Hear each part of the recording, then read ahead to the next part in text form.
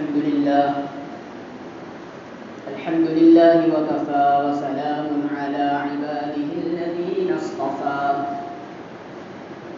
أما بعد فأعوذ بالله من الشيطان الرجيم بسم الله الرحمن الرحيم إنا أعطيناك الكوثر فصل لربك وانحر إن شانئك هو الأبتر.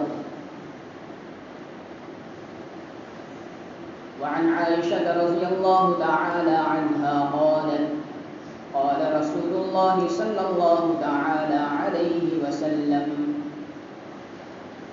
ما عمل آدمي من عمل يوم النحر أحب إلى الله من إهراق الدم أنه ليأتي يوم القيامة بقرونها وأشعارها وأظفارها وإن الدم ليقع من الله بمكان قبل أن يقع من الأرض فطيبوا بها نفسا أو كما قال عليه الصلاة والسلام.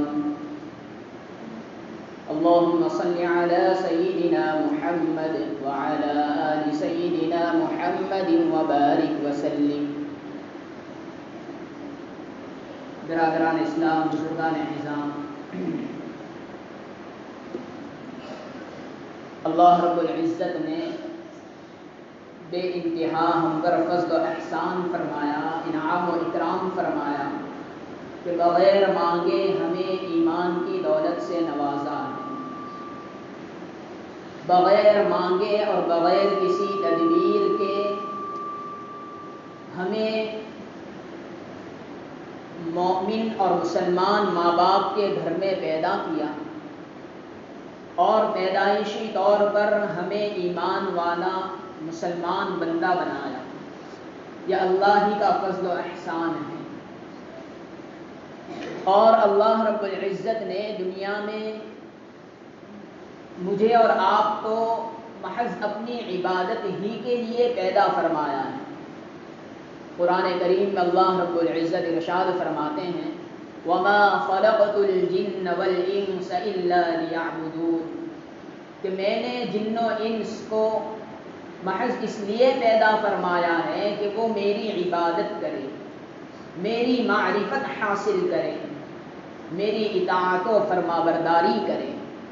تو میرے اور آپ کا دنیا میں آنے کا مقصد اور پیدا ہونے کا مقصد اللہ رب العزت کی اطاعت و فرمانبرداری اور اللہ رب العزت کی عبادت ہے. اب عبادت تین قسم کی ہے. عبادت کے تین پرکار ہیں. نمبر ایک قولی عبادت، یعنی وہ عبادت کہ جس کا تعلق انسان کی زبان سے ہے، اس کے قول اور بول سے ہے. مثال کے طور پر قرآن کریم کی تلاوت کرنا انسان اپنے زبان سے پڑھتا ہے. اسی طریقے سے اللہ کی تسبیح کرنا، تحمید کرنا، تہلیل اور تکبیر، یعنی سبحان اللہ، الحمدللہ، اللہ اکبر، لا الہ الا اللہ، یہ کلمات کا ادا کرنا یہ قولی عبادت ہے، زبان سے اس کا تعلق ہے. اسی طریقے سے مسنون دعائیں موقع بموقع کی، ان مسنون دعاؤں کا پڑھنا یہ قولی عبادت ہے، اس کا تعلق انسان کے زبان سے ہے، پڑھنے اور بولنے سے ہے. تو ایک تو یہ عبادت ہے جسے قولی عبادت کہا جاتا ہے. دوسری عبادت ہے جسے فعلی عبادت کہا جاتا ہے. فعلی عبادت یعنی وہ عبادت کہ جس میں انسان اپنے اعضاء و جوارح کو، اپنے ہاتھ پیر کو، اپنے بدن کو استعمال کرتا ہے، اپنے بدن کو مشقت میں اور محنت میں ڈالتا ہے. ایسی عبادت کو کہا جاتا ہے فعلی عبادت. مثال کے طور پر نماز کا پڑھنا یہ فعلی عبادت ہے. انسان کو اپنے ہاتھ اٹھا کر نماز شروع کرنی پڑتی ہے، نماز میں قیام یعنی کھڑے رہنا پڑتا ہے، نماز میں رکوع یعنی جھکنا پڑتا ہے، نماز میں سجدہ یعنی پیشانی کو زمین سے ٹیکنا پڑتا ہے، اسی طرح قوما اور قیام وغیرہ سارے اعمال اس کے وہ ہیں کہ جو انسان کے اعضاء و جوارح سے تعلق رکھتے ہیں، اور اس کے ساتھ ساتھ اس میں ذکر بھی ہے یعنی زبان کے کلمات بھی ہے۔ تو یہ مثال کے طور پر نماز ایک فعلی عبادت ہے، روزہ بدن میں مشقت اٹھانی پڑتی ہے بدن کے ذریعے، یہ ایک فعلی عبادت ہے۔ حج کرتا ہے آدمی، اس کے اندر یہاں سے وہاں تک کا سفر کرتا ہے اور طواف کعبہ کرتا ہے، سعی کرتا ہے، یہ سارے اعمال جو ہے وہ انسان کے بدن سے ہیں۔ تو جس عبادت کا تعلق انسان کے بدن سے ہو اسے کہا جاتا ہے فعلی عبادت۔ تیسری عبادت کی قسم ہے جسے کہا جاتا ہے مالی عبادت۔ مالی عبادت یعنی وہ عبادت کہ جس میں انسان کو اپنا مال خرچ کرنا پڑتا ہے۔ مثال کے طور پر زکوٰۃ کا ادا کرنا یہ ایک مالی عبادت ہے، انسان کو اس میں تھکنا نہیں پڑتا، بس اس کے پاس وہ صاحب نصاب ہے تو اپنے مال میں سے 2.5% اللہ کے لیے خرچ کرنا پڑتا ہے۔ اسی طرح صدقہ فطر میں آدمی کو فطرہ ادا کرنا پڑتا ہے، اپنا مال خرچ کرنا پڑتا ہے۔ اسی طریقے سے اسی مالی عبادت کے اندر حج بھی ہے، اس لیے کہ حج میں انسان کو ایک بہت بڑی رقم خرچ کرنی پڑتی ہے، اپنے سفر کا خرچ اور وہاں قیام کا خرچ اور اتنی مدت تک اپنے گھر والوں کا خرچ۔ تو حج کے اندر حج جو ہے وہ مالی عبادت بھی ہے اور بدنی عبادت بھی ہے۔ اور قربانی کے اندر بھی انسان کو تھکنا نہیں پڑتا بلکہ اپنا مال خرچ کرنا پڑتا ہے، جانور خریدتا ہے اور اس مال سے خریدا ہوا جانور اللہ رب العزت کے لیے وہ قربان کرتا ہے۔ تو قربانی یہ ایک مالی عبادت ہے، انسان کو اس میں مال خرچ کرنا پڑتا ہے۔ تو اللہ نے ہمیں، مجھے اور آپ کو اپنی عبادت کے لیے پیدا کیا ہے، کسی اور مقصد کے لیے پیدا نہیں کیا۔ اور عبادت کی یہ تینوں قسمیں ہیں، تینوں پرکار ہیں، تینوں صورتیں ہیں جسے ہم نماز میں پڑھتے بھی ہیں، التحیات للہ والصلوات والطیبات، تمام جانی عبادتیں، تمام مالی عبادتیں، تمام قولی عبادتیں اللہ ہی کے لیے ہیں۔ تو یہ تینوں طرح کی عبادتیں جس کے حکم اللہ رب العزت نے مجھے اور آپ کو دیا ہے، اس کو ماننا، اس کو برتنا، اس کو اپنی زندگی میں لانا، اسے کہتے ہیں سچا مومن اور سچا مسلمان، اللہ کا اطاعت و فرما بردار۔ بہرحال آج موقع کے مناسبت سے ایک مالی عبادت یعنی قربانی کا ہم تذکرہ کر لیتے ہیں۔ قربانی یہ بھی اللہ کی عبادت ہے، اللہ کا ایک حکم اور آدیش ہے۔ اگر کوئی مسلمان اس حکم کا انکار کرتا ہے تو وہ انسان ایمان سے نکل جاتا ہے، مسلمان نہیں باقی رہتا۔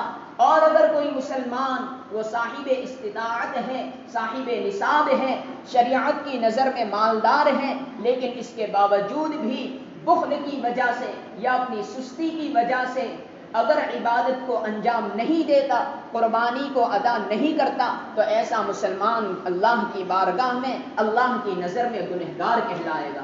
اس لیے کہ قربانی اللہ کا حکم ہے، حکم کو ادا نہ کرنا یہ اللہ کی نافرمانی اور گناہ ہے۔ قربانی حکم ہے، اگر ہم قربانی صاحب استطاعت ہونے کے باوجود ادا نہیں کریں گے تو یہ اللہ کی نافرمانی ہے، اللہ کے نزدیک ہم گنہگار ٹھہریں گے۔ قربانی تو ایک عظیم عبادت ہے، بہت اعلیٰ و ارفع عبادت ہے، جس کا حکم خود قرآن کریم میں اللہ رب العزت نے دیا۔ تقریباً آدھا درجن مرتبہ اللہ پاک نے قربانی کا ذکر اور الیخ قرآن کریم میں فرمایا ہے۔ 2 آیتیں آپ کے سامنے پڑھتا ہوں۔ اللہ رب العزت فرماتے ہیں فَصَلِّ لِرَبِّكَ وَانْحَرْ، فَصَلِّ لِرَبِّكَ وَانْحَرْ، اپنے پروردگار کے لیے نماز پڑھیے اور نحر کیجئے، قربانی کیجئے، جانور کو اللہ کے لیے قربان کیجئے۔ یہ قربانی کا پہلا موقع ہے۔ دوسری آیت کریمہ میں اللہ رب العزت ارشاد فرماتے ہیں وَلِكُلِّ أُمَّةٍ جَعَلْنَا مَنْسَكًا، اور ہم نے، اللہ پاک فرماتے ہیں، اور ہم نے ہر امت کے لیے، ہر قوم اور ہر مذہب کے لیے قربانی کو مقرر فرمایا لِيَذْكُرُوا اسْمَ اللَّهِ عَلَى مَا رَزَقَهُم مِّن بَهِيمَةِ الْأَنْعَامِ، تاکہ وہ اپنے جانوروں پر جو اللہ رب العزت نے انہیں دیے ہیں، 4 پگوں والے جانور، خصوصی جانوروں پر اللہ کا نام لے، یعنی اللہ کے لیے اللہ کا نام لے کر ان خاص جانوروں کو جنہیں بہیمۃ الانعام کہا جاتا ہے، ان خاص جانوروں کو اللہ کے لیے وہ قربان کریں، اللہ کے لیے ان کی قربانی کریں۔ تو یہ 2 موقع آپ کے سامنے ذکر کر دیے، ورنہ قرآن کریم میں قربانی کا ذکر اور بھی موجود ہے۔ جو حضرات یہ کہتے ہیں کہ قربانی کا حکم قرآن کریم میں نہیں ہے، وہ جھوٹ بولتے ہیں، یا یہ کہ جان بوجھ کر آپ کو گمراہ کرنے کی ناکام کوشش کرتے ہیں۔ اس بات کو آپ اپنے دھیان میں، دل و دماغ میں بٹھا لیجئے، قربانی اللہ کا حکم ہے، اللہ نے قرآن کریم میں بھی اس کا حکم دیا ہے اور کئی مرتبہ اس کا ذکر فرمایا ہے۔ جناب نبی کریم صلی اللہ علیہ وسلم کی مبارک احادیث میں تو بے شمار مرتبہ اس کا تذکرہ ہے، اور پوری تفصیل اللہ کے نبی صلی اللہ علیہ وسلم نے امت کے سامنے بیان فرمائی ہے۔ قربانی کی فضیلت کے لیے اللہ کے نبی صلی اللہ علیہ وسلم ارشاد فرماتے ہیں کہ قربانی کا جانور ذبح کرنے سے زیادہ یوم النحر یعنی عید کے دن اللہ کے نزدیک کوئی عمل بھی زیادہ مقبول نہیں ہے۔ یعنی قربانی کے دن قربانی کے جانور کا خون بہانا، قربانی کرنا، یہ سب سے زیادہ اللہ رب العزت کے نزدیک مقبول اور محبوب عمل ہے۔